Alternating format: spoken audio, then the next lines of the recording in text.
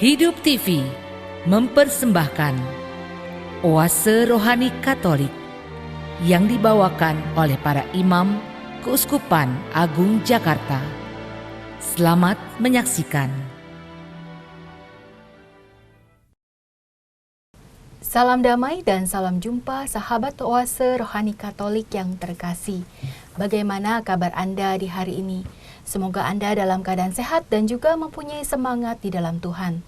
Pada hari ini kita memperingati sengsara dan wafat Tuhan, Jumat Agung. Dan telah hadir bersama dengan saya, Romo Yohanes Budi STB, dan saya Patricia Elsa. Mari kita menyapa dahulu Romo Budi. Romo, salam jumpa, selamat datang di studio Romo. Salam jumpa kembali Elsa, dan juga kepada para pemirsa, pendengar dimanapun Anda berada. Ya, kita akan awali acara ini dengan doa bersama dengan Romo Budi. Marilah kita berdoa. Dalam nama Bapa dan Putra dan Roh Kudus. Amin. Allah Bapa yang Maha Rahim, ingatlah akan karya belas kasih-Mu.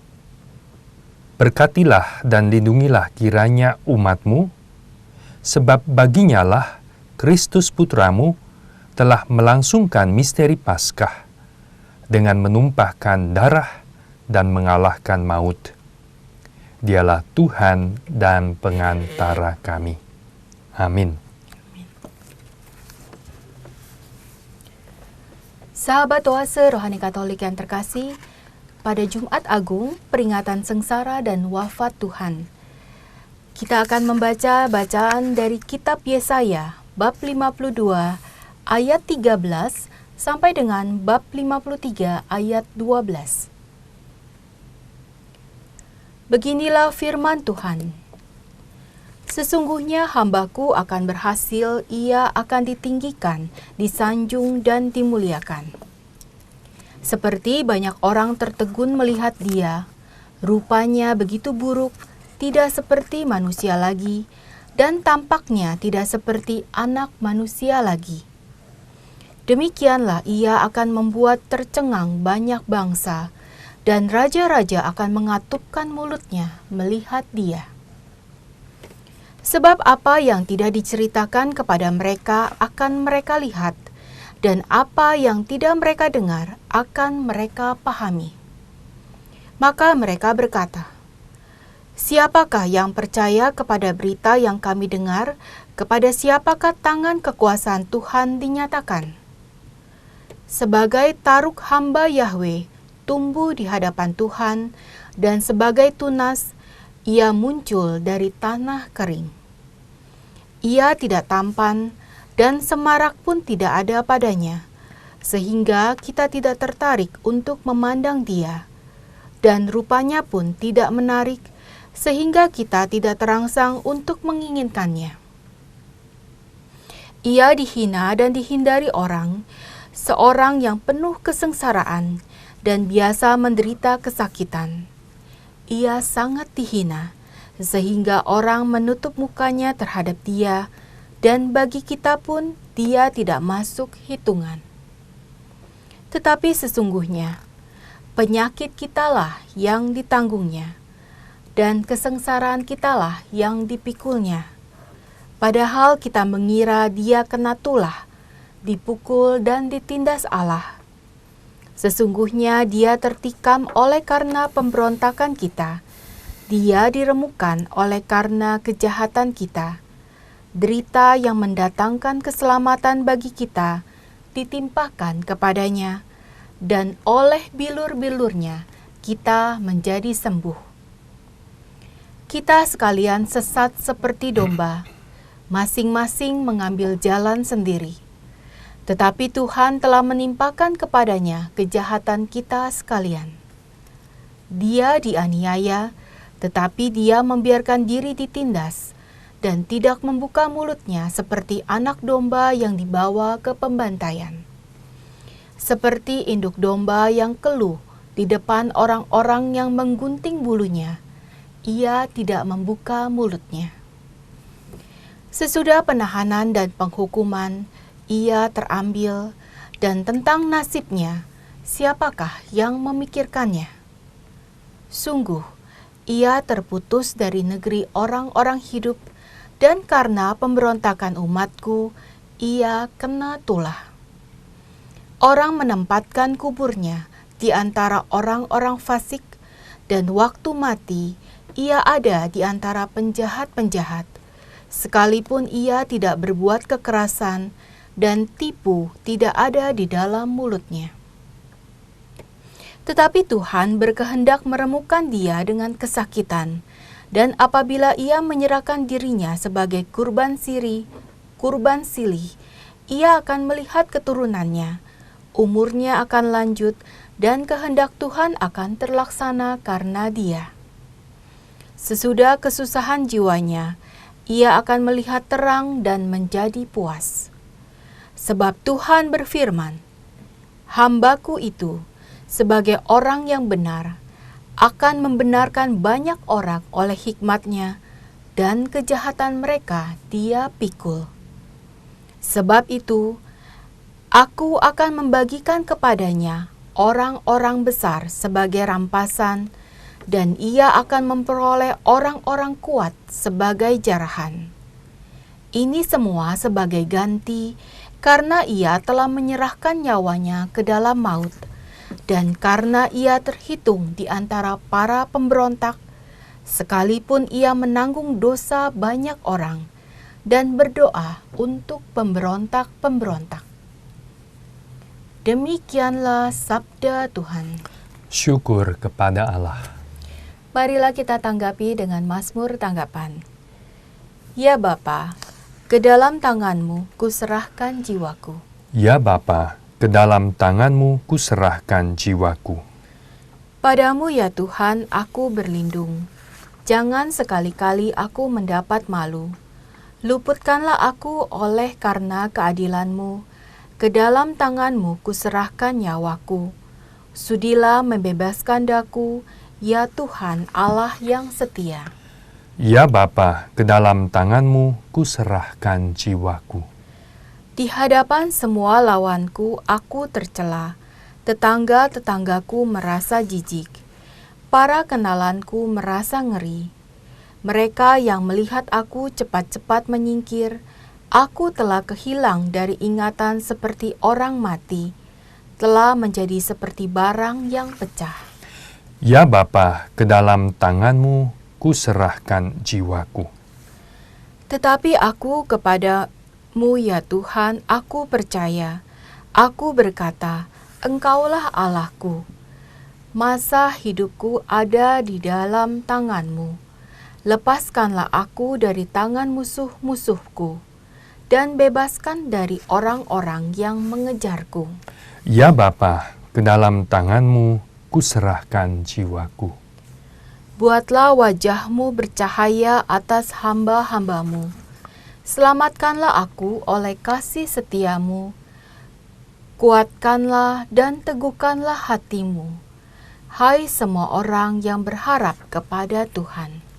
Ya Bapa, ke dalam tangan-Mu kuserahkan jiwaku.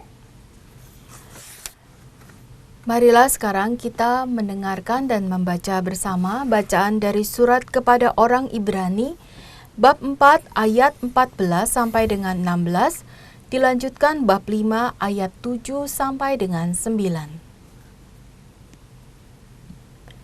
Saudara-saudara, kita sekarang mempunyai imam agung yang telah melintasi semua langit, yaitu Yesus Anak Allah.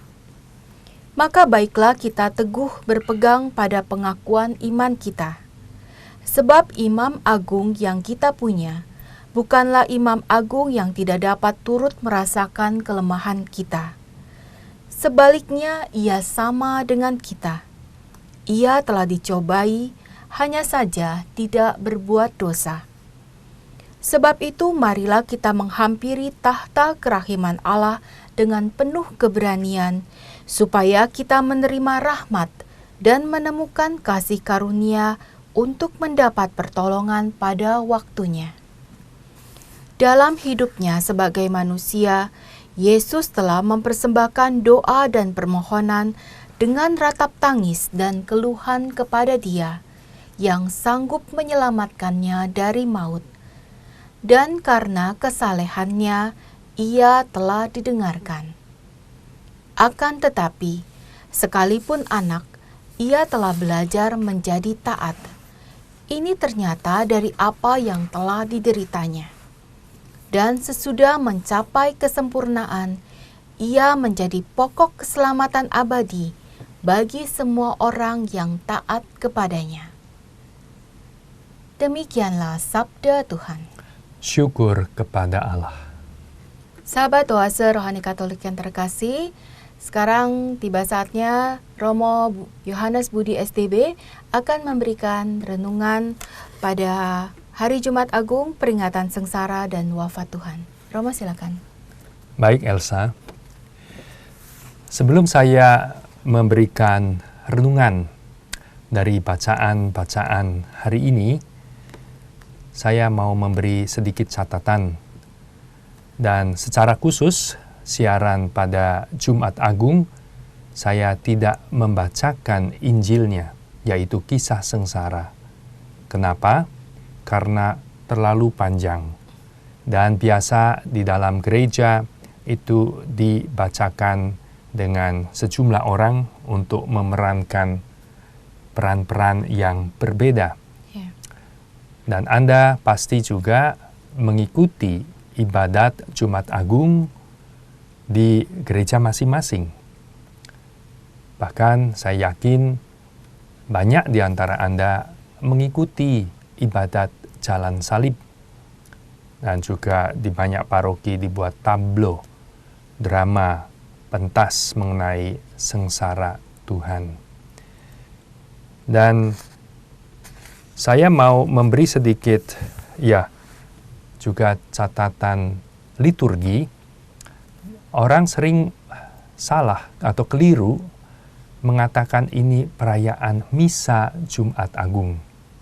Ya, seringkali ada orang tanya atau telepon, Romo, tolong info tanya jadwal Misa Jumat Agungnya jam berapa ya? Gitu. Seringkali keliru di situ. Karena dalam Jumat Agung itu tidak ada misa. Kita semua berduka. Dan dalam kedukaan itu gereja tidak merayakan Ekaristi. Tidak misa. Tapi yang ada adalah ibadat Jumat Agung. Sehingga kalau Anda perhatikan, itu sebetulnya ibadat sabda. Terus ditambah ada penghormatan salib.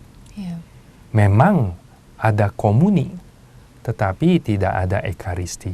Tidak ada persembahan dibawa di sana, doa persembahan, lalu doa syukur agung, tidak ada. Langsung komuni kudus. Yaitu sedikit catatan dari saya untuk bisa makin memahami liturgi yang puncak dalam perayaan iman kita, yaitu Triduum, tiga hari suci Paskah. Dan lebih secara keseluruhan, lebih jauh atau lebih luas, kita konteksnya juga ada dalam Minggu Sengsara Tuhan. Minggu Palma, kita sudah masuk itu, dan kita masuk dalam Sunday Passion, Sengsara Kristus. Maka sebelum saya mengomentari, memberikan renungan berdasarkan Injil yang tentunya Anda bisa membacanya sendiri atau juga mengikuti di dalam perayaan gereja, saya ingin mengomentari dari bacaan pertama. Bagi Anda yang rajin mengikuti misa harian atau mengikuti bacaan dari misa harian, Anda perlu mencermati liturgi diatur dengan begitu baik ketika memasuki Minggu Sengsara sesudah, mulai dengan Minggu Palma itu, maka bacaan pertama diambil dari kitab Yesaya. Hari Senin, hari Selasa, hari Rabu, dan semuanya itu, dan yang Jumat Agung ini, ada 4 bagian yang terkenal di dalam tulisan menurut Nabi Yesaya. Dan keempat madah itu, madah atau lagu, disebut sebagai madah atau lagu nyanyian hamba Yahweh. Hamba Yahweh yang menderita. The song, the suffering servant of Yahweh. Yeah. Dan yang pertama kalau Anda lihat kembali di Senin, di Pekan Suci, Minggu Sengsara, itu dari Yesaya bab 42 ayat 1-7. Dan di situ Yesaya yang hidup di abad ke-7 sebelum Masehi sudah menubuatkan akan ada itu hamba Tuhan itu. Dan hamba Tuhan itu di bagian yang pertama itu dilukiskan sebagai hamba yang lemah lembut. Buluh yang terkulai tidak akan dipatahkan. Sumbu yang pudar tidak akan dipadamkan. Tapi dengan kesetiaan dia mau menegakkan hukum dan orang-orang menantikan pengajaran dari hamba itu.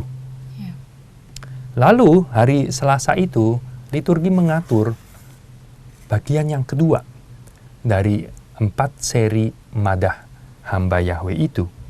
Dan itu adalah Yesaya bab 49 ayat 1-6. Di mana di situ dibilang bahwa hamba ini tidak cukup menjadi terang bagi umat Israel, tapi akan dijanjikan menjadi hamba untuk menjadi terang bangsa-bangsa.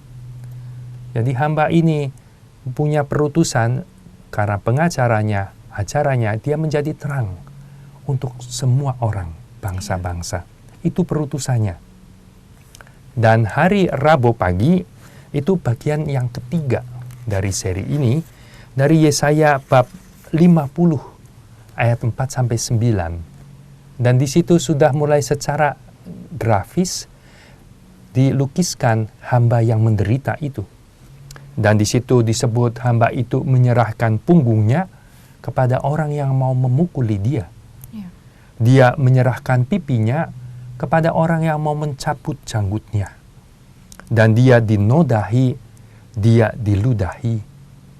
Tapi hamba itu tegar, tetap terus di dalam perutusannya.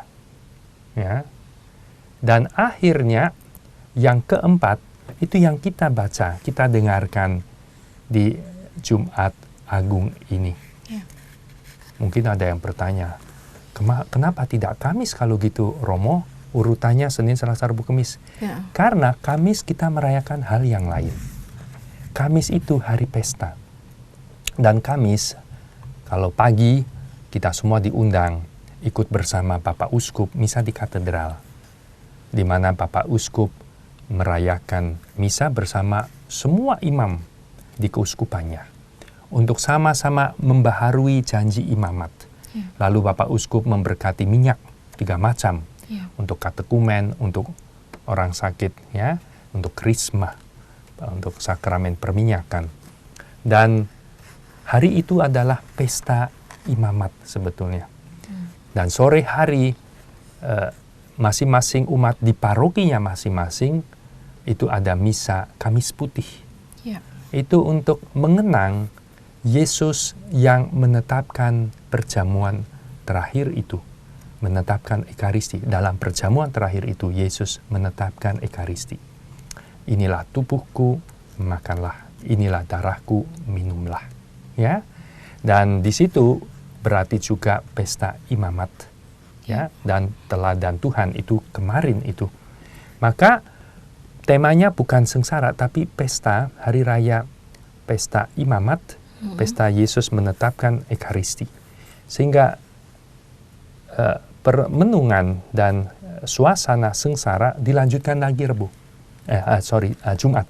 Ya, dan persis yang bagian keempat nyanyian hamba Yahweh yang menderita itu dipakai dalam liturgi untuk ibadat Jumat Agung. Dan yang keempat ini yang paling elaborate, paling menggambarkan detail hamba itu, ya. Dan lihatlah kalau dicermati, ya, dia mengalami perlakuan sehingga rupanya begitu buruk. Kalau Anda melihat film lagi The Passion of the Christ, ya, Dan itu kelihatan betul yang begitu buruknya, babak belurnya, ya, berdarah-darah dan seperti itu. Sampai dikatakan nampak tidak seperti manusia lagi. Sudah begitu rupa, ya, keadaannya. Begitu dihina, penuh kesengsaraan, penuh kesakitan. Mulai dari sesah begitu kan, kita melihat seperti dalam film itu, The Passion of the Christ, sangat dihina. Segala macam itu dijalani oleh hamba Yahweh yang menderita. Tetapi sesungguhnya kesalahan kita yang dipikulnya. Dia tertikam, ya, karena kejahatan kita. Dan memang kita tahu di dalam cerita di Injil, dia ditikam oleh tombak, ya. Oleh bilur-bilurnya kita menjadi sembuh. Banyak itu disesah dengan penuh tubuh, sekujur tubuhnya, ya, berbilur-bilur. Dan ia tidak membuka mulutnya. Seperti domba dibawa ke pembantaian. Yesus dihadapkan itu tidak banyak bicara. Ya, sampai Pilatus mengatakan, tidakkah mau ngomong banyak? Ya, aku yang menentukan nih. Ya, tetapi Yesus berkata seperlunya dan memberitakan kebenaran. Lalu dikatakan juga dia mati di antara penjahat-penjahat. Ya, bahwa nampak kita dalam drama salib itu dikatakan ia disalibkan bersama penjahat-penjahat. Ia menyerahkan dirinya sebagai kurban silih. Ia terhitung di antara pemberontak. Ia menanggung dosa banyak orang. Dan kalau dipikirkan, renungkan, kan sungguh sangat mengagumkan apa yang ditulis oleh Yesaya 7-6 abad sebelum Kristus. Dan itu kita lihat buat kita orang Kristiani yang menjadi percaya kepada Kristus, kita melihat nubuat itu menggambarkan hamba Yahweh itu, ini dia Yesus dari Nazaret yang menderita dan menderita sedemikian hebatnya. Dan kita tahu apa makna penderitaannya itu. Penderitaannya bukan karena dia berbuat salah.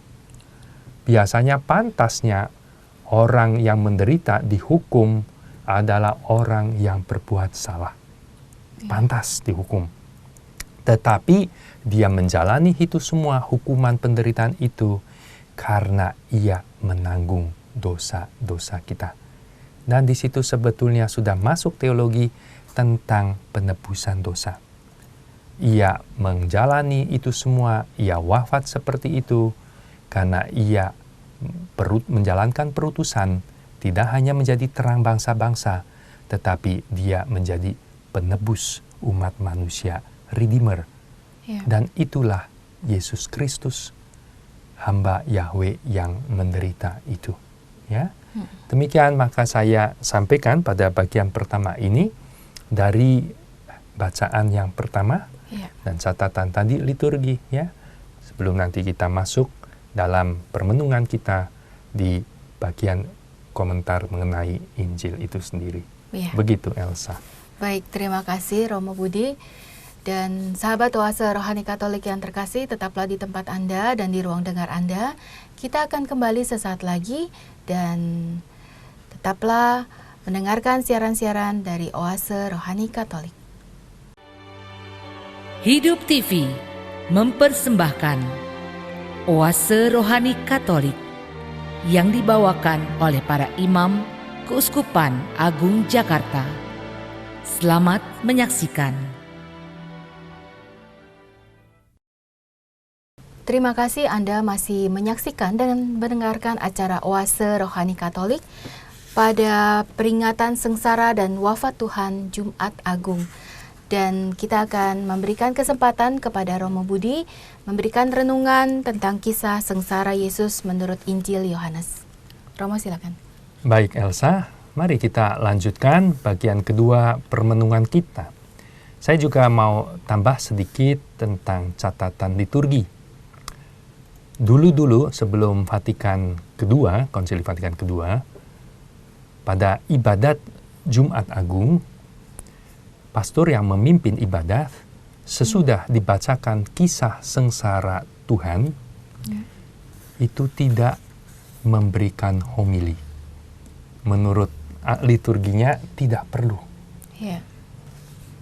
Kenapa? Dan saya pikir itu karena memang setelah diceritakan semua kisah sengsara itu dalam ibadah seperti ini, menurut saya juga yang paling perlu adalah memberikan suasana hening. Ya. Dan masing-masing bisa berefleksi, diberikan waktu untuk memandang salib, untuk merenungkan kisah sengsara.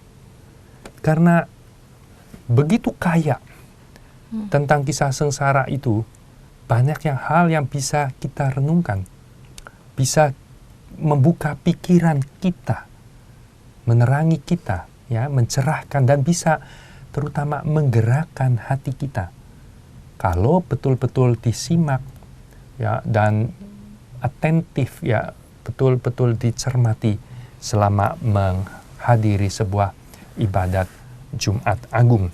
Namun demikian, liturgi yang baru mengatakan baiklah memberi juga homili, tetapi singkat. Karena sudah begitu panjang, ya. Apalagi seperti tadi saya katakan, ada yang sudah ikut jalan salib, banyak renungan itu. Yeah. Words and words. Ya, tablo jalan salib ada banyak juga adegan renungan kata-kata. Yeah. Dan apa yang seperti saya katakan, banyak sekali hal yang kata-kata itu di dalam kisah. Ambil satu saja sudah banyak bisa diceritakan yang penuh dengan makna dan pesan. Tapi secara keseluruhan, saya mau menghubungkan tadi dengan bagian yang pertama saya katakan, hamba Yahweh itu punya perutusan. Dan perutusannya itu membawa menjadi terang bangsa-bangsa. Kalau terang, kita mengerti ada yang lain adalah kegelapan. Tanpa terang, orang berjalan dalam kegelapan. Yep. Dan dalam kegelapan, orang bisa pasti mendapat celaka, tidak mencapai tujuan. Dan sebagai pembawa terang, Yesus itu memberikan kesaksian. Seperti dalam salah satu kisah sengsara, di hadapan Pilatus, Yesus mengatakan, untuk itulah aku datang, yaitu untuk memberi kesaksian tentang kebenaran. Dan itu perutusannya. Untuk itu Yesus datang, dan untuk memberi kesaksian tentang kebenaran. Untuk memberikan pewahyuan mana sih yang benar. Dan pertanyaan mendasar manusia itu mencari kebenaran adalah Allah ada atau tidak, mana yang benar. Dan kalau ada, Allah yang seperti apa yang benar? Manusia ini siapa yang sebenarnya kita? Itu juga banyak renungan, ajaran filsafat mengenai siapa itu manusia. Dan disinilah peran Yesus, hamba itu yang membawa terang. Dia mau menyingkapkan, memberikan pewahyuan akan kebenaran mengenai Allah dan mengenai kita manusia. Ya. Kalau kita bicara mengenai manusia, mungkin kita berpikir kita sudah tahu sendiri siapa kita manusia. Yeah. Tetapi selama Pekan Suci dan puncaknya pewahyuan pada Jumat Agung, kita melihat seperti kalau dalam bahasa istilah musik itu crescendo, ya, makin lama makin kuat, makin tegas, yaitu tentang seperti apa itu manusia. Dan nyatanya adalah manusia itu adalah orang yang berdosa. Dari mana kita bisa katakan itu? Karena makin nyata kedosaannya, ya, mulai macam-macam, ada yang Petrus menyangkal Yesus sampai tiga kali. Itu kan berdosa karena dia bohong berarti. Mengenal, dia bilang, oh, aku tidak mengenal dia. Petrus itu merepresentasikan kita juga. Kelemahan kita, kedosaan kita. Ketika berhadapan dengan kayak keamanan dirinya sendiri, lalu dia berbohong. Dan 3 kali. Malah kalau dicermati bohongnya itu makin lama itu makin nampak keparahannya. Karena yang pertama ditanya oleh serdadu, ya pantas ditanya serdadu, dikertak begitu mungkin takut serdadu. Lama-lama yang kedua orang biasa, takut juga. Yang ketiga seorang wanita. Ya, wanita yang biasa, ibu-ibu gitu, yang mungkin ya boleh dibilang Bukan siapa-siapa. bukan siapa-siapa, ya.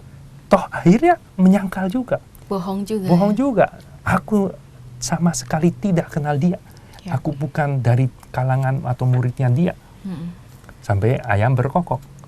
Ya. Dan di situ Petrus sadar kedosaannya dan dia dikatakan pergi keluar menangis. Ya. Dan terutama akhirnya secara kolektif ketika yang namanya manusia itu dihadapkan kepada pilihan oleh Pilatus. Dihadapkan pilihan, sebetulnya Pilatus dikatakan di dalam kisah itu ingin membebaskan Yesus. Sebenarnya Karena dia interogasi tidak ada yang salah. Dasar bukti yang bisa dikenakan hukuman, apalagi hukuman mati. Dia tahu itu. Dan dia berusaha untuk membebaskan Yesus. Tetapi dia dapat banyak pressure, tekanan dari rakyat, dari publik. Salibkan dia, salibkan dia. Maka dia pikir punya akal untuk membuat kayak sayembara. Pilihan. Dikeluarkanlah Barabas. Nih Barabas orang yang jahat, ya, yang penjahat yang kelas kakap begitu dan membahayakan masyarakat, membunuh sudah biasa kali begitu ya, merampok dan sebagainya. Dan ini dihadapkan Yesus, ini yang sudah babak belur, sudah dianiaya begitu, nggak ada apa-apanya, nggak ada bahayanya. Dia yang ngajarin kebaikan sebetulnya kan. Dihadapkan begitu, pilih. Dan kita tahu dramanya. Akhirnya dia bilang, bebaskan Barabas, salibkan dia. Dan disitulah puncak penyingkapan manusia itu kayak apa. Kita ini semua tidak beda dengan mereka. Kita adalah orang berdosa. Kita selalu juga jangan bilang, oh kalau saya sih pilih Yesus. Tunggu dulu. Kita juga dalam hidup sehari-hari sebetulnya mengalami drama yang sama. Kita dihadapkan pilihan. Ini yang baik, yang benar. Ini yang jelek, yang jahat. Dan seringkali kalau direnungkan baik-baik, kita pilih juga itu. Seperti memilih Barabas. Bisa sepertinya tertutup gitu ya pandangan mata dan pikiran ya Romo. Ya, itu memilih karena yang jelek. Ya, itu namanya tertutup, pandangannya kan gelap. Ya, dalam kegelapan memilih itu. Contohnya, ya, mulai dari anak remaja, anak sekolah begitu kan. Jujur baik, ya kan? Bohong tidak baik. Pernah ada ujian dan tidak diawasin oleh gurunya. Iya kan? Mulai coba-coba. Diawasin pun ada yang nyontek toh. Iya. Padahal itu sama. Padahal aku tahu ya? Ini yang benar, yang baik. Jujur, kerja sendiri. Dan ini nggak benar nih, jelek, jahat. Nyontek, itu kan bohong, menipu, akal-akalan. Tapi yang dilakukan yang itu. Ya, yang dilakukan yang itu. Dan dengan banyak cara juga. Ada orang yang sampai membuat ijazah palsu dan sebagainya. Ya. Dan kalau melihat suami istri gitu datang ke altar, ya, laki-laki dan perempuan mau mengikat janji, ya, kesetiaan baik, ya kan? Komitmen baik, mencintai baik. Tetapi dalam kenyataannya, nah itu dia apa yang disebut perselingkuhan begitu, ya kan? Kok pilihnya itu, ya kan? Padahal ini yang baik, kemauannya sendiri, janji di depan Tuhan. Tetapi kenapa pilih itu di hadapan pilihan? Nah, sering orang itu memilih yang jahat, yang tidak baik, dan menolak yang benar, yang baik itu. Ya, Apalagi ya tentu banyak hal yang kita sering keluhkan banyak dengan kejahatan katanya luar biasa dengan korupsi. Ya. Orang sampai disumpah itu, jabatan itu disumpah dengan Alkitab. Saya pernah ikut menghadiri sebuah sumpah jabatan, saya diminta karena ada yang Katolik begitu ya, dengan Alkitab tangan begitu, janji yang lain ya berarti itu. Janji. Dan mau mengatakan membuat profesi ini dengan benar. Ya. Dan bermartabat. Iya, bermartabat untuk sesuai dengan tugasnya, untuk kebaikan orang banyak, negara dan sebagainya. Itu baik dan benar, mulia. Tapi apa yang dilakukan? Dan terus-menerus terjadi OTT dan sebagainya, dan penangkapan. Belum lagi yang belum tertangkap dan wah, itu dia. Ya, jadi kalau itu menyadari itu semua, kita lihat manusia itu tersingkap di hadapan Yesus, kelihatan betul kedosaannya itu. Ya. Tetapi di lain pihak, Yesus itu juga karena dia Allah dan manusia. Di Jumat Agung, puncak pewahyuan itu, puncak pada akhir karya Yesus, ia juga mewahyukan siapa itu Allah. Allah yang tidak kelihatan itu nampak dalam diri Yesus yang kelihatan. Dan seperti apa itu Allah? Seperti Yesus. Dan Allah itu ternyata adalah kasih. Ya, biarpun manusia berdosa begitu mengolok-olok, menyesah dan sebagainya, ya, tetapi ia dengan kesabaran, dengan kelemah lembutan seperti Madah itu hamba Yahweh yang menderita. Menanggung semuanya itu dengan tegar, dengan tenang. Karena dia tahu Allah yang kasih itu, dia mau mengambil hukuman itu kepada dirinya sendiri. Karena ia punya tugas juga penebusan, perutusan itu. Ya.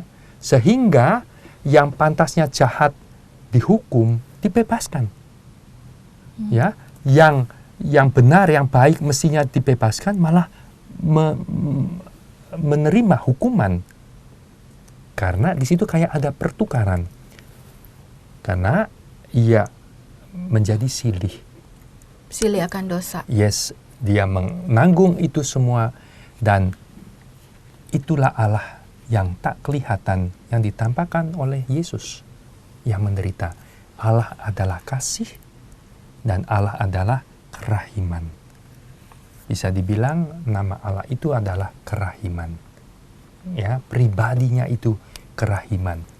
Karena sedemikian besar kasihnya, kerahimannya, maka ia mau sampai menderita seperti itu untuk menebus dosa-dosa kita. Ya. Jadi di situ kita melihat dalam drama kisah sengsara itu, Yesus menurut juga Yohanes, dia adalah revealer, dia adalah penyingkap, dialah pewahyu. Dia menyingkapkan tidak hanya Allah yang tidak kelihatan, tetapi manusia juga kita menjadi sadar. Boleh dibilang kelihatan aslinya, ya, nampak siapa manusia itu sejatinya, ya di situ, di dalam kisah sengsara, dalam drama penyaliban itu. Ya. Namun Injil itu namanya kabar sukacita. Dan sukacitanya adalah bahwa kita yang berdosa seperti ini dikasihi oleh Tuhan.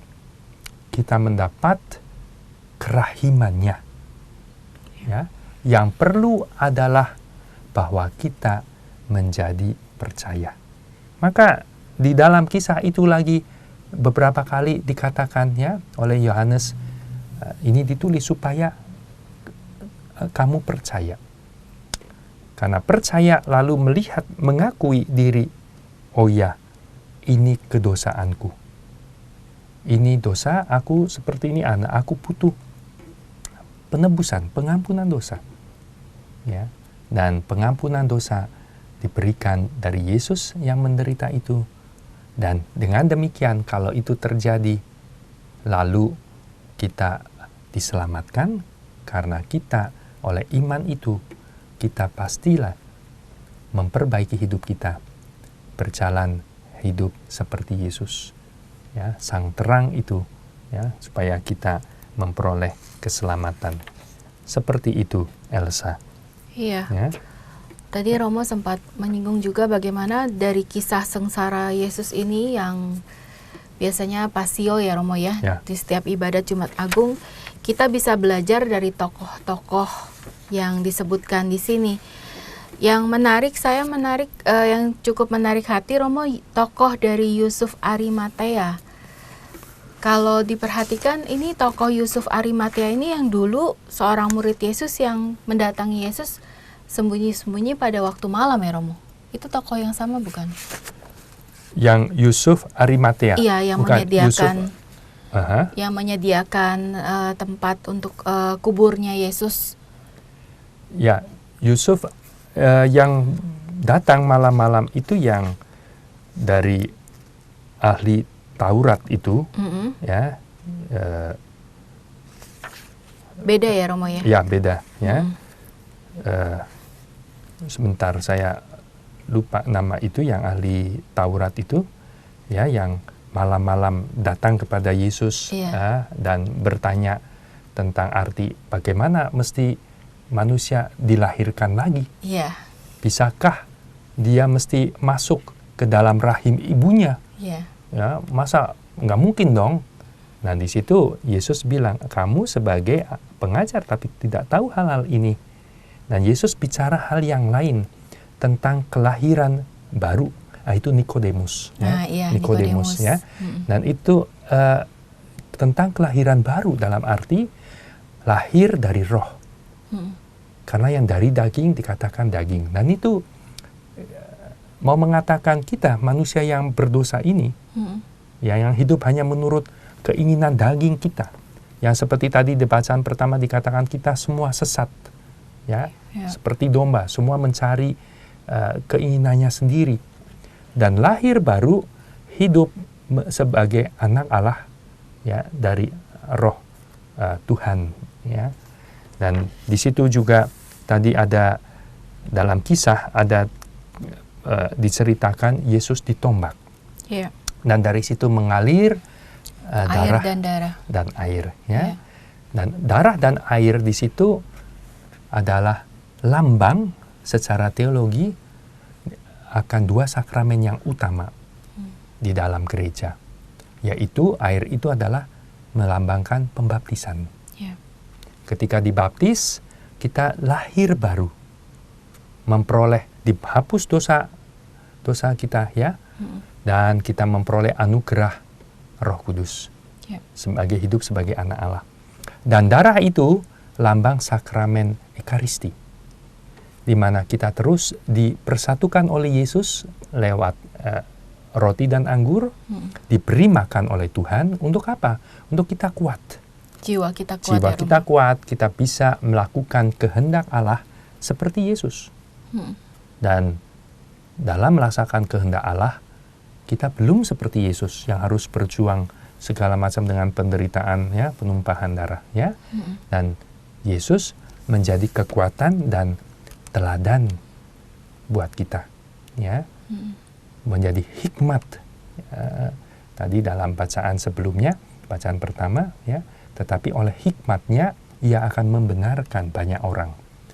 Semua orang yang menjadi percaya kepada dia. Ya. Kristus itulah hikmat kita, karena ia yang memberi kesaksian akan kebenaran. Dan ia juga kekuatan kita, karena ia memberi kita makan dalam Ekaristi. Supaya apa? Supaya kita bisa hidup benar. Hidup di dalam terang. Ya. Tadi Elsa menyebut tokoh, tapi saya mau menyebut satu tokoh yang bukan di dalam kisah sengsara yang disebut dalam Injil, tapi di dalam gereja, yaitu orang kudus, namanya Santa Teresa dari Avila. Ya, saya suka dengan sajaknya, puisinya. Dia orang Spanyol dan termasuk dalam biara Karmelit. Dan ada satu sajaknya yang terkenal, kalau membaca asli dari sajaknya, bahasa Spanyol lebih bagus karena ada rimanya. Akhirannya, rima akhir atau rima apa itu dalam sastra kan ada ya, berpelukan atau yang ganda yang sebagainya. Bagus, ada A, E, E, O gitu kan ya. Tapi yang penting intinya lah pesannya. Karena ini melukiskan juga pertobatannya dia. Dari tadinya seorang biarawati yang ya nyaman-nyaman saja, boleh dibilang masih suka pamer atau bersolek begitu ya, sampai kepada yang betul-betul dengan semangat pengabdian kepada Kristus, ya, kepada kekudusan. Kejadiannya apa? Kejadiannya dikatakan ketika dalam satu kesempatan Teresa melihat patung Yesus yang tersalib. Dan saat itu kita mungkin banyak melihat patung Yesus tersalib di mana-mana, biasa aja. Tapi waktu itu menjadi moment of grace. Ketika itu melihat, dia begitu terkesan dan akhirnya menjadi permenungan yang mendalam, dan puisinya mengatakan demikian. Akhirnya membuat dia tergerak untuk mencintai Allah sedemikian besar. Dia katakan, saya tergerak untuk mencintaimu Allah Tuhan, bukan karena surga yang engkau janjikan. Dan saya tergerak untuk tidak menyakiti engkau, bukan karena takut akan neraka. Nah, biasanya kan karena kita gitu manusia. Karena mau dapat surga iming-iming, baru kita ikut jalan Tuhan. Karena kita takut dihukum neraka, kita jauhi larangannya. Gitu kan? Tapi bukan itu. Tapi kenapa? Engkau menggerakkan aku mencintaimu karena melihat engkau dipaku, disalib, dihina, karena melihat engkau begitu terluka, karena melihat engkau diolok-olok, dan kematian seperti itu yang engkau jalani. Ya. Pada akhirnya, yang menggerakkan aku mencintai engkau dan mencintaimu sedemikian besar adalah bahwa jikalau tidak ada surga, aku akan tetap mencintai engkau. Ya. Biarpun tidak ada neraka, aku tetap akan takut, dalam arti hormat. Tidak sampai melukai hati Tuhan. Dan engkau tidak perlu bicara untuk mau memberikan apapun kepada saya. Bahkan ketika apa yang saya harapkan juga tidak aku harapkan, tidak diharapkan, dengan cinta yang sama aku mencintai engkau. Dan itu yang menurut saya indah sekali, sampai kepada cinta kepada Tuhan dengan kemurnian betul-betul cinta yang seperti itu. Dan bagaimana bisa sampai kepada cinta yang seperti itu? Pengalaman Teresa adalah karena melihat dia yang disalibkan. Yesus yang seperti itu. Ya, maka tujuan sebetulnya kita menghadiri ibadat Jumat Agung, menurut saya adalah itu.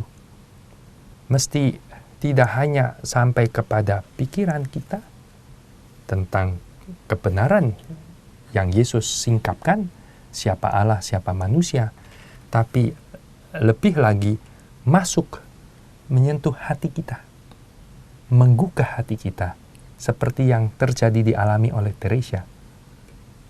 Dan hati itu yang begitu tergugah melihat itu semua, ya, takjub, ya, dan begitu terkesima, dan hatinya tergerak untuk mencintai Tuhan, dan cinta yang besar, bukan karena mau dapat hadiah iming-iming surga, bukan karena takut karena neraka, ya, tetapi karena melihat kasih Allah yang seperti itu kepadaku, dan demikian aku juga mau mencintaimu dengan kasih yang begitu besar.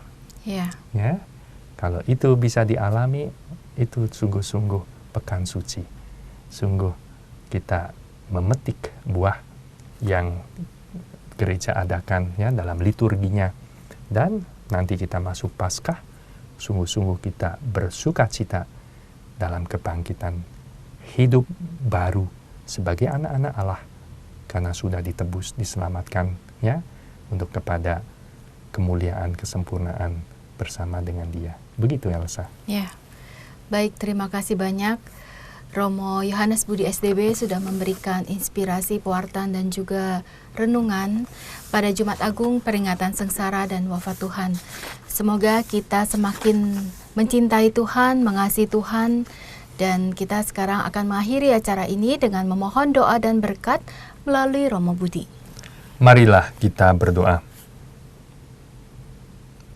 Allah Bapa, sumber segala rahmat dan penghiburan, kami, umat-Mu, telah mengenangkan dan merenungkan sengsara dan wafat putra-Mu di salib dalam rangka serta harapan akan kebangkitannya. Kami mohon semoga kami umat-Mu ini Kau curahi berkat melimpah, Kau ampuni dosa-dosanya, Kau hibur serta Kau tabahkan dalam kedukaannya. Kau teguhkan imannya, Kau hidupkan harapannya, dan Kau jamin keselamatannya. Dengan pengantaran Kristus Tuhan kami. Amin. Tuhan sertamu. Dan sertamu juga. Dan semoga saudara sekalian diberkati oleh Allah yang Maha Kuasa, Bapa dan Putra dan Roh Kudus. Amin. Sahabat Oase Rohani Katolik yang terkasih, saya Patricia Elsa bersama dengan Romo Budi SDB. Pamit undur diri, tetaplah semangat. Mari amalkan Pancasila. Kita berhikmat, bangsa bermartabat. Demikianlah Oase Rohani Katolik yang dibawakan oleh para imam Keuskupan Agung Jakarta. Tuhan memberkati.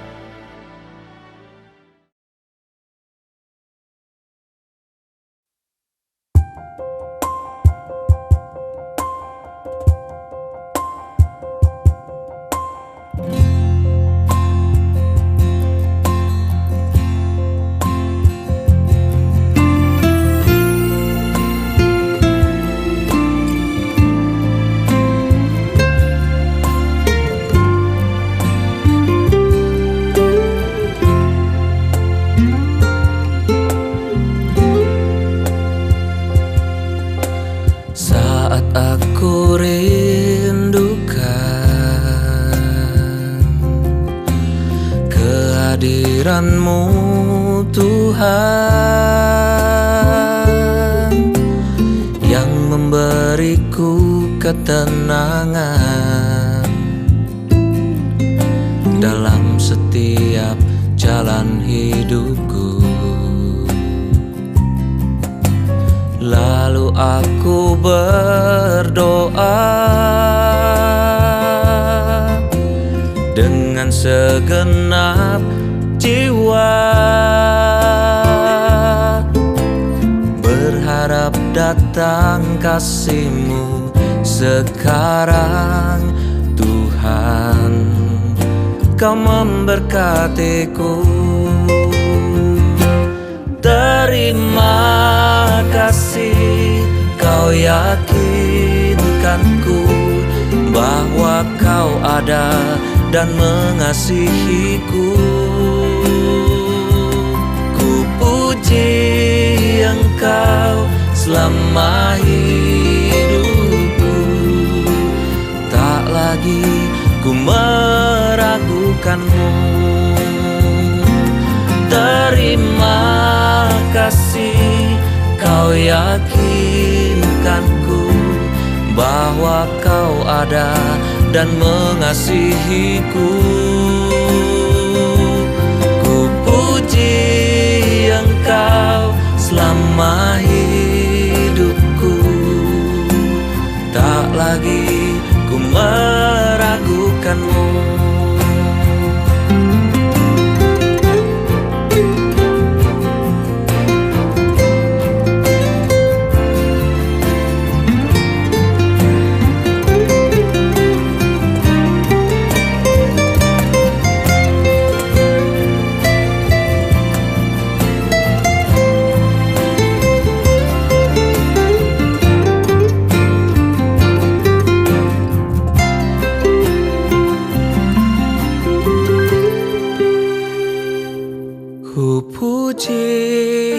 Engkau selama hidupku. Tak lagi ku meragukanmu, tak lagi ku meragukanmu.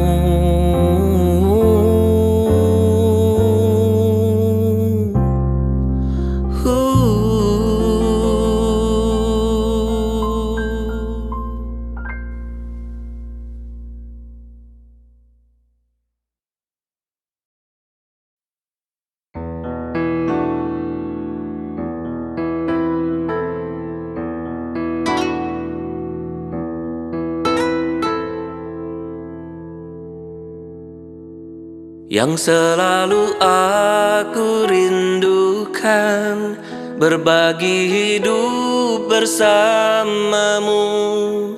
Takkan pernah terpikirkan berpisah dari dirimu. Hanya kau satu selamanya. Tetaplah kita terus bersama, jalani hidup bersamamu, karena Tuhan telah satukan.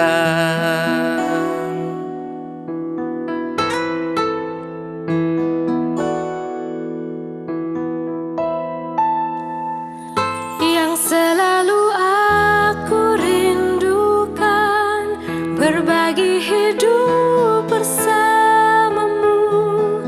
Takkan pernah terpikirkan berpisah dari dirimu. Hanya kau satu selamanya. Tetaplah kita terus bersama, jalani hidup bersamamu, karena Tuhan telah satukan. Bersamamu selamanya, berdua mengarungi cinta, menjaga kesucian cinta, kehendak Tuhan selamanya.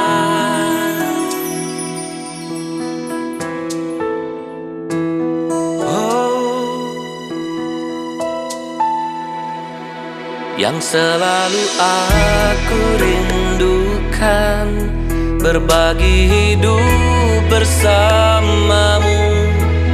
Takkan pernah terpikirkan berpisah dari dirimu. Hanya kau satu selamanya. Tetaplah kita terus bersama, jalani hidup bersamamu, karena Tuhan telah satukan. Bersamamu selamanya, berdua mengarungi cinta, menjaga kesucian cinta, kehendak Tuhan selamanya. Tuhan yang satu adalah cinta, ada kekuatan padanya, dan kasih kita untuk selamanya. Janjiku selalu setia. Bersamamu selamanya, berdua mengarungi cinta, menjaga kesucian cinta, kehendak Tuhan selamanya. Janjiku selalu setia. janjiku